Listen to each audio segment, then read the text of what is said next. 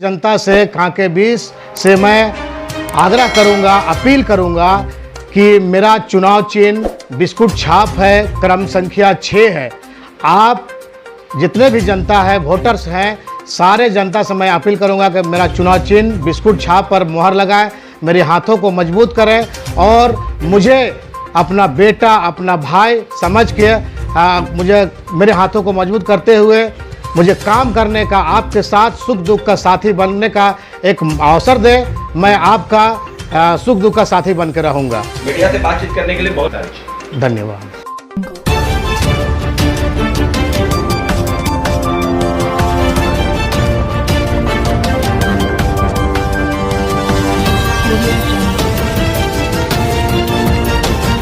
मोहम्मद नसीम अंसारी हुआ, कांके प्रखंड पूर्वी से 20 से जिला परिषद सदस्य का चुनाव लड़ रहा हूँ। अगर नसीम अंसारी जी कांके पूर्वी 20 से जिला परिषद से जिला पार्षद के तौर पर निर्वाचित हो जाते हैं तो इस क्षेत्र की जनता के लिए पहली प्राथमिकताएं आपकी क्या होंगी? देखिए, मेरी प्राथमिकता ये होगी कि हमारा क्षेत्र जो है ग्रामीण क्षेत्र है और गांव का सरकार बनाना है, और गांव का सरकार बनाना है हमें। तो मेरे क्षेत्र में जितने भी गांव पड़ते हैं उसमें सरकारी स्कूल है और सरकारी स्कूल को दुरुस्त करना मेरा पहला प्राथमिकता होगा। नसीम अंसारी जी कांके पूर्वी 20 से जिला परिषद के प्रत्याशी हैं और कई अन्य प्रत्याशी भी हैं क्षेत्र में। आप अन्य प्रत्याशियों से बेहतर कहते हैं और कांके पूर्वी 20 की जनता आप ही को वोट क्यों दे? इसलिए मैं अपने आप को बेहतर समझता हूं कि पिछले 2015 का जो चुनाव हुआ, त्रिस्तरीय पंचायत का चुनाव हुआ, जिसमें मैं उप मुखिया का कार्यभार संभाल चुका हूं, मुझे अनुभव है और मैं अनुभव के तहत मैं चाहता हूं कि अपने जनता का सेवा कर सकूं।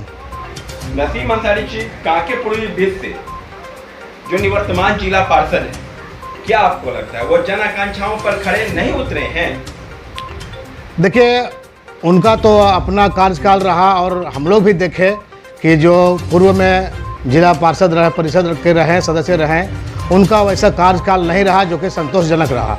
इसलिए लोग उनसे दूर होना चाह रहे हैं और एक नया कैंडिडेट, नया प्रत्याशी, नया क्या बोलेंगे, प्रतिनिधि चुनना चाहते हैं और मैं उनके लिए सही हूँ।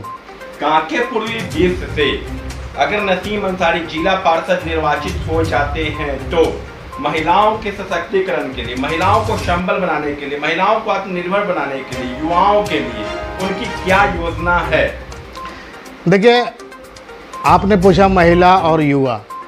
सबसे पहले तो मैं महिलाओं को एक स्वरोजगार से जोड़ने का काम करूंगा कि उनके हाथ में हुनर हो, सिलाई हो, सिलाई के माध्यम से हो, कोई घर में अपना छोटा मोटा उद्योग चलाएं, उसके लिए मैं व्यवस्था करूंगा।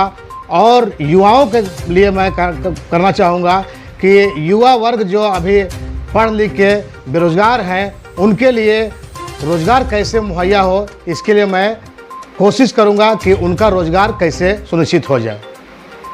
अगर नसीम अंसारी जी कांके पूर्वी 20 से जिला पार्षद निर्वाचित हो जाते हैं तो देश की सरकार की और प्रदेश की सरकार की जो लोक कल्याणकारी योजनाएं हैं, जन कल्याणकारी योजनाएं हैं, उसका आम जनों के बीच में, अपने क्षेत्र की जनता के बीच में पारदर्शी तरीके से कार्यान्वयन कैसे कराएंगे और इनकी भूमिका क्या होगी?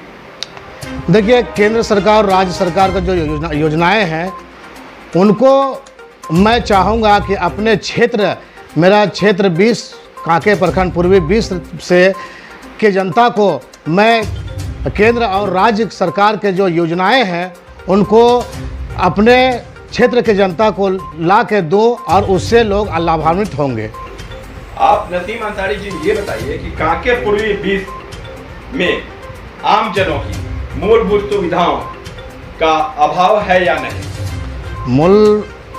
बोले एक बार फिर से बोलिए। मूलभूत समस्याएं ये है कि मैं पंचायत वाइज सर्वे कर रहा हूँ, डोर टू डोर मैं जा रहा हूँ, लोगों से मिल रहा हूँ, तो उनकी समस्याएं ये हैं, अधिकांश मुझे देखने को मिल रहा है कि पानी की समस्याएं हैं, बिजली की समस्याएं हैं।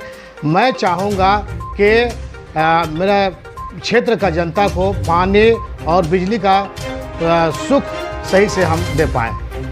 नसीम अंसारी जी का समाज के बीच किए गए कुछ उल्लेखनीय कार्य जिसकी चर्चा आम जनों के समक्ष मीडिया के माध्यम से करना चाहेंगे।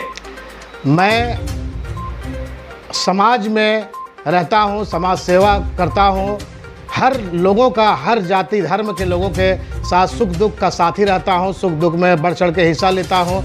और रही सवाल कि मेरा एक पुलिया जो इरबा नेवरी भाया इरबा एक पुलिया टूट गया था, लोग जो कि 1 साल के अंतराल में कोई काम नहीं, एमपी एमएलए को हम लोग चिट्ठी लिखे, कोई काम नहीं हुआ।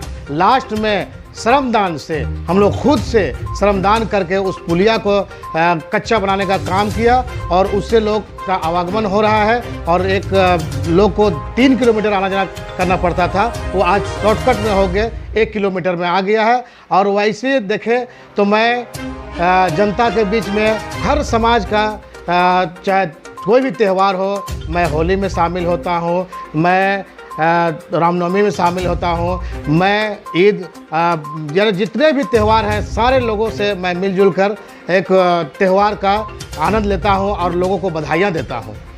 अभी झारखंड के अंदर त्रिस्तरीय पंचायत का निर्वाचन चल रहा है और देश के अंदर जब पंचायती राज की परिकल्पना की गई थी तो गांधी जी का एक सपना था ग्राम स्वराज। तो अगर त्रिस्तरीय पंचायत के प्रतिनिधि के तौर पे अगर नसीम अंसारी जी निर्वाचित हो जाते हैं तो गांधी जी का जो ग्राम स्वराज का सपना है उसको कैसे साकार करेंगे और इनकी भूमिका क्या होगी? गांधी जी का जो सपना था ग्राम स्वराज योजना का, तो मैं चाहूँगा कि राज्य सरकार से मैं जिला में बात करके जो योजनाएं हैं, कल्याणकारी योजनाएं हैं, उसको मैं ला के और अपने लोगों को ज़्यादा से ज़्यादा लाभान्वित पहुँचाने का काम करूँगा।